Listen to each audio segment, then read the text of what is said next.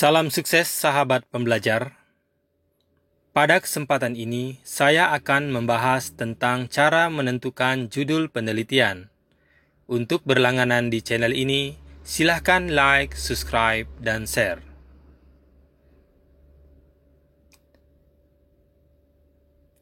Suatu hal yang biasa menjadi permasalahan atau menemukan kesulitan dari para peneliti atau mahasiswa tingkat akhir adalah bagaimana menentukan sebuah judul penelitian.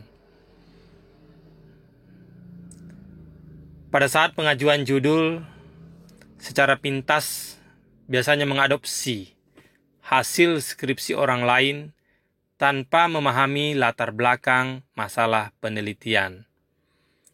Nah, ini yang biasa terjadi. Nah, oleh karena itu, ketika peneliti atau calon peneliti atau para mahasiswa semester akhir ini nampak sangat menemukan kesulitan saat atau pada proses penentuan analisis data penelitiannya.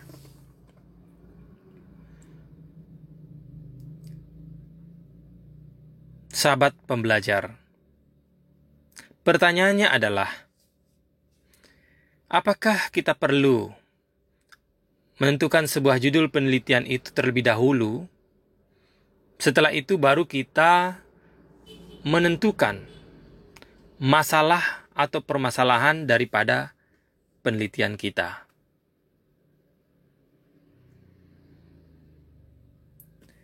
Yang terjadi biasanya adalah mencari berbagai judul, terkadang tidak tahu eksistensi dari masalah itu atau masalah penelitian itu.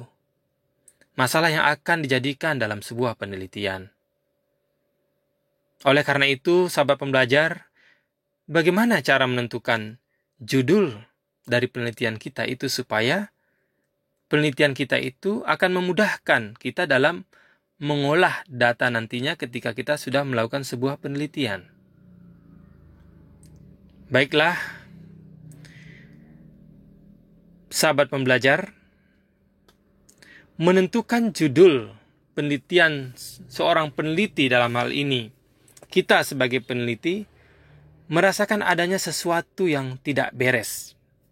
Jadi sesuatu yang tidak beres itulah kita jadikan sebagai judul penelitian kita. Dalam artian apa?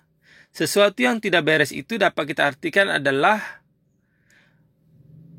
belum sesuai dengan kondisi yang seharusnya. Misalnya, kita mau meneliti di sebuah lingkungan masyarakat. Kita harus tahu, kita harus cari sesuatu yang tidak beres di situ. Apa sesuatu yang tidak beres itu? Itulah kita jadikan sebagai penelitian. Sebagai bahan penelitian kita nantinya. Nah, apa yang dimaksud dengan sesuatu yang tidak beres itu? Lebih mendalam adalah, sebagai peneliti kita harus memiliki keingintahuan yang tinggi. Dan keinginan untuk memperbaiki keadaan yang tidak beres itu. Jadi bukan hanya kita ingin mengetahui sesuatu yang tidak beres saja, tetapi kita harus memiliki keinginan yang lebih tinggi untuk memperbaiki keadaan yang tidak beres itu. Supaya kita memberikan sebuah solusi yang terbaik, sebuah solusi daripada tempat yang kita jadikan sebagai bahan atau sumber atau objek penelitian itu.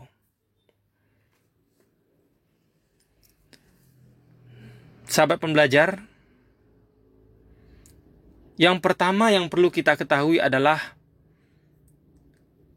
bahwa pada sesuatu yang tidak beres itu ada dua kemungkinan. Yang pertama adalah sesuatu yang tidak beres tapi kita memandang dari sudut yang positif. Kedua, sesuatu yang tidak beres tapi kita memandang dari sudut yang negatif.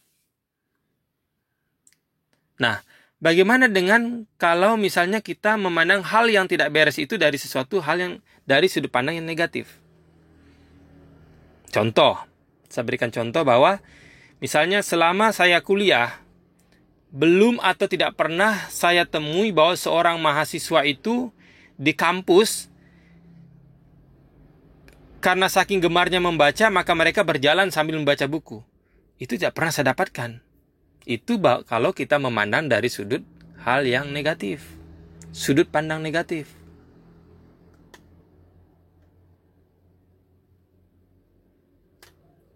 Nah, ini merupakan salah satu contoh bagaimana kita melakukan misalnya ada penemuan masalah di lingkungan kita yang akan kita teliti mengenai yang ada hubungannya dengan minat baca. Jadi ini yang masalah tadi itu kan masalah yang negatif, tapi berhubungan dengan minat baca seseorang, minat baca mahasiswa. Nah, apa yang kita bisa tarik dari masalah itu? Yang sudah kita dapatkan bahwa selama saya kuliah belum atau tidak pernah saya temui bahwa seorang mahasiswa di kampus ya, karena saking gemarnya membaca maka mereka berjalan sambil membaca buku. Nah, apa yang kita bisa rumuskan masalahnya dari situ? Nah, misalnya kita bisa rumuskan apakah benar bahwa mahasiswa kurang minat membaca. Nah, ini yang kita jadikan sebagai masalah. Nah, dari pertanyaan tersebut, peneliti harus bisa menentukan apa variabel penelitian atau yang menjadi objek penelitian yang merupakan inti dari masalah penelitiannya. Dengan kata lain, untuk menyusun masalah penelitian, peneliti harus mengetahui terlebih dahulu apa variabelnya gitu. Saya ulangi. Dari misalnya apakah benar bahwa mahasiswa kurang minat membaca itu masalahnya. Kemudian pertanyaannya adalah penelitian di atas harus bisa kita menentukan apa variabel penelitiannya atau yang menjadi objek penelitian yang merupakan inti dari masalah penelitiannya. Dengan kata lain, untuk menyusun masalah penelitian, peneliti harus mengetahui terlebih dahulu apa variabelnya. Oke, sahabat pembelajar. Yang kedua, kalau kita memandang dari sudut pandang yang negatif, yang positif ya. Jadi hal yang tidak beres itu kita cari sudut pandang yang positifnya. Jadi bukan hanya negatifnya saja, tapi kita harus bisa memandang juga dari segi positifnya. Karena itu nanti sebagai bahan acuan kita untuk menentukan sebuah judul. Apakah kita memandang dari sudut pandang positifnya atau sudut pandang negatifnya. Nah, sekarang coba kita lihat. Bagaimana kalau kita memandang dari sudut pandang positif. Dari sesuatu yang tidak beres itu. Dari lingkungan yang tidak beres misalnya. Dari objek penelitian yang kita anggap tidak beres. Contohnya misalnya. Setiap akhir semester kampus selalu mengadakan kegiatan lomba kreativitas mahasiswa. Ini kan positif. Nah, kita mengadakan bahwa kegiatan lomba kreativitas mahasiswa ini selalu diadakan setiap akhir semester di kampus kita. Nah, ini kan hal yang positif. Nah, hal tersebut di atas dapat kita merumuskan bahwa masalah dalam kalimat pertanyaan itu adalah dari kata dari pernyataan setiap akhir semester kampus selalu mengadakan kegiatan lomba kreativitas mahasiswa itu adalah apakah melalui kegiatan lomba kreativitas mahasiswa dapat meningkatkan kemandirian mahasiswa. Sahabat pembelajar, pada intinya di sini adalah acuan atau utama kita ya, sebagai mahasiswa misalnya, bagaimana mahasiswa dalam menentukan judul itu harus juga menguasai permasalahan. Lalu melanjut kepada pemahaman terhadap literatur yang relevan dengan judul penelitian kita. Nah, kita sebagai peneliti harus juga meninjau kembali rumusan pertanyaan yang diajukan dan koneksikan dengan kajian pustaka. Sebaliknya, jika dalam mengkaji kajian pustaka itu atau referensi itu tidak memperoleh dukungan atau tidak relevan, maka saya sarankan lebih baik mengurungkan niat kita untuk melanjutkan apa yang akan kita mau jadikan sebagai judul penelitian, walaupun judul itu dirasakan sudah sesuai dengan keinginan kita sebagai peneliti.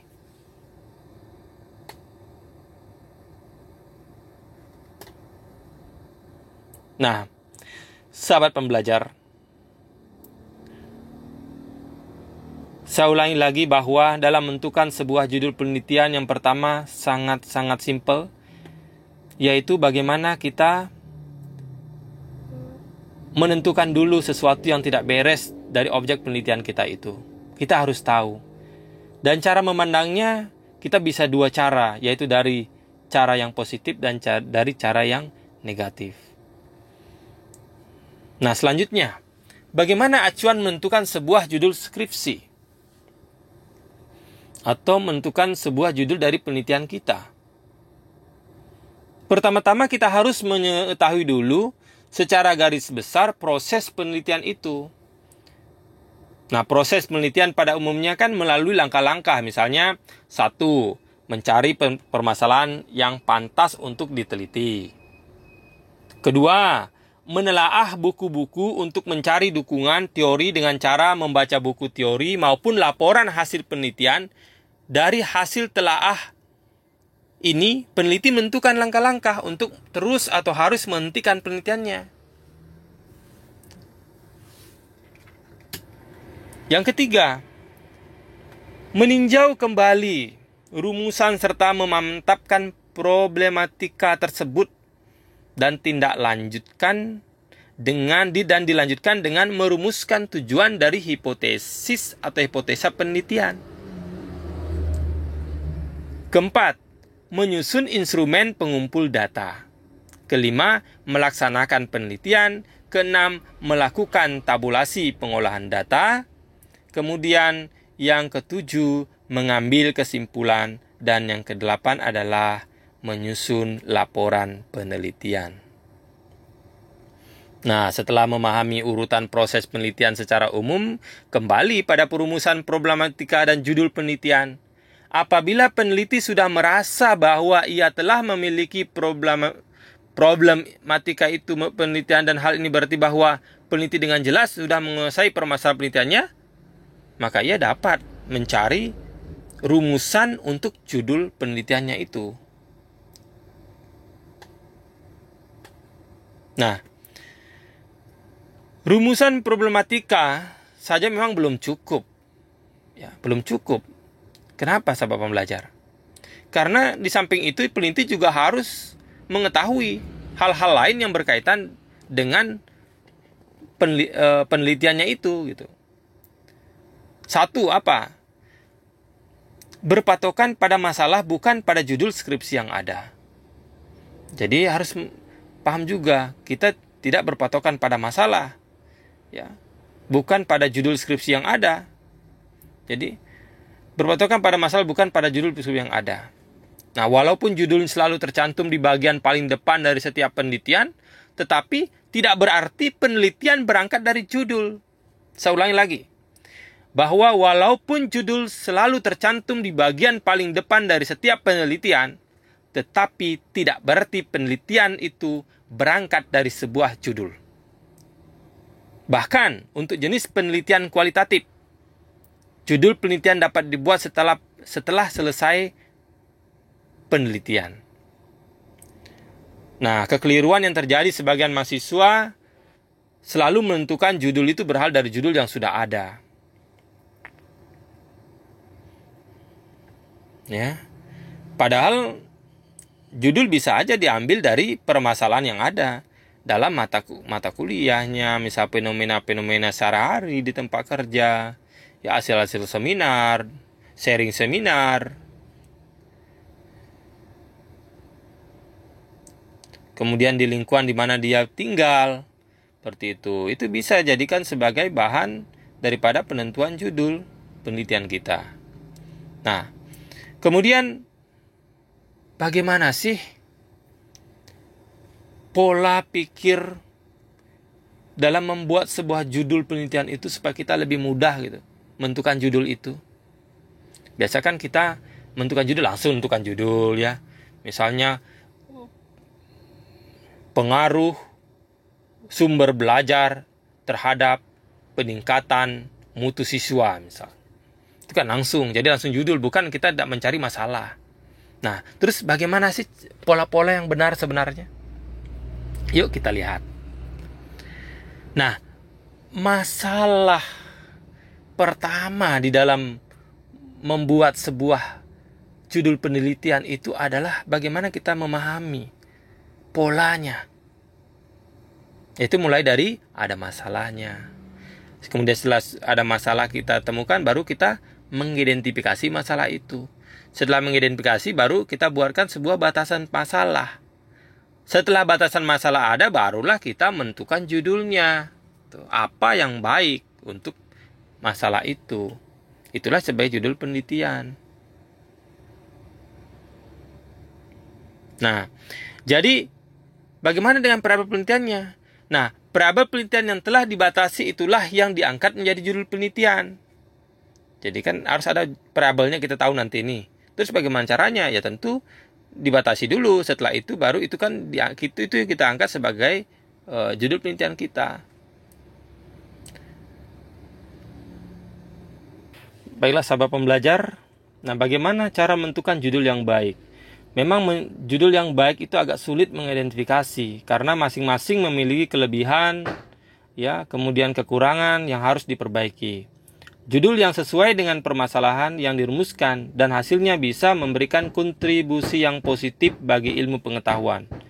Judul yang sesuai itu dengan kondisi kekinian yang membutuhkan adanya solusi yang tepat dan mudah ditafsirkan oleh siapapun dan memberikan inspirasi untuk penelitian selanjutnya. Demikian penjelasan mengenai bagaimana kita menentukan judul yang mudah untuk penelitian kita. Terima kasih.